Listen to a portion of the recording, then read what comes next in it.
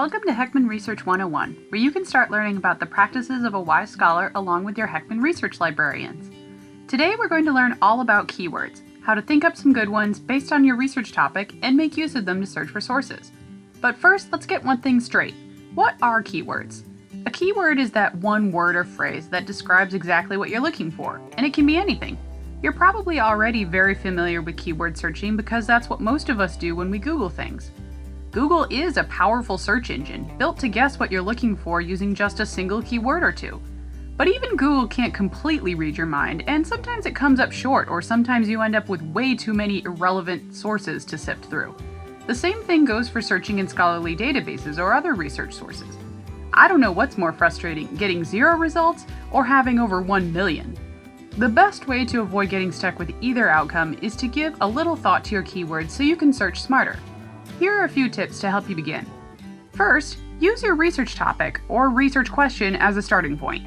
Instead of typing in your whole research prompt and hoping for the best, take some time to understand what specifically you're looking for, boil it down to its main concepts, and then brainstorm keywords to describe them. Let's say, as an example, I've got an assignment to explore issues in social justice, and I've decided my topic will be immigration, specifically the impact of border separation policies. Here's my working research question.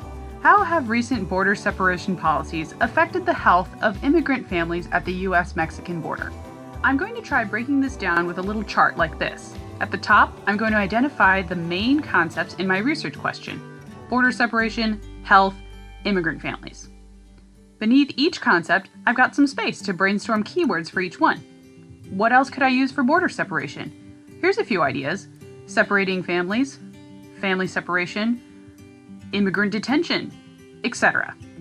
And I can keep discovering and adding more keywords as I go here.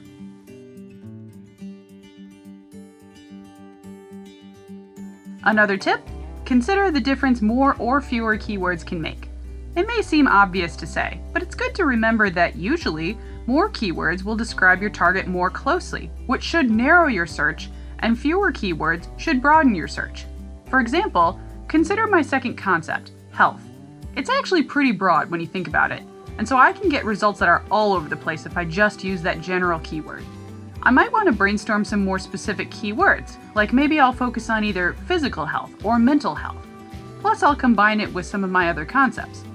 It's okay to list a few ideas to explore and choose later. You can always tweak your research question as you go. Also, remember to be flexible about your keywords. Some databases and search engines are more picky than others, so you may have to pay attention to your spelling or plurals. It never hurts to try more than one variation on a keyword, and even some related ideas and subjects. Take my third concept, immigrant families.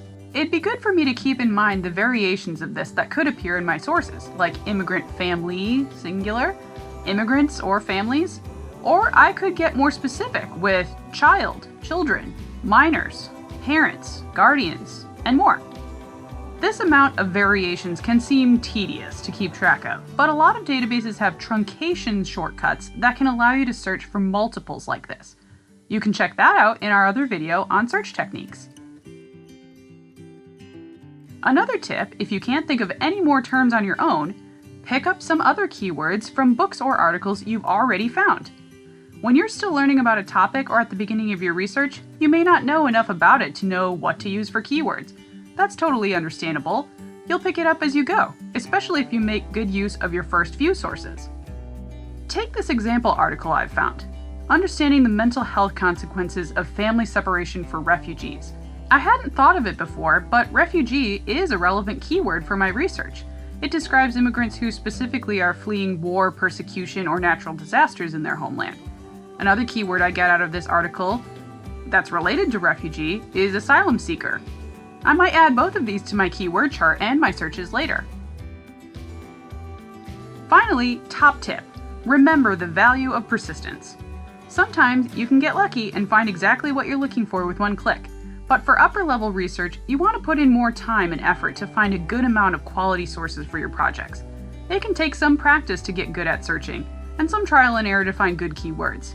But by brainstorming and thinking through your process first, the time you spend will be worth it. Plus, keep in mind that you're not alone. You can always call on a librarian for advice or help with your searching. That's what they're there for.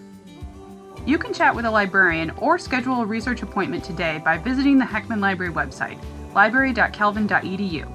Also, check out our YouTube channel anytime to see our essential tech tip videos and learn more research basics with Hekman Research 101.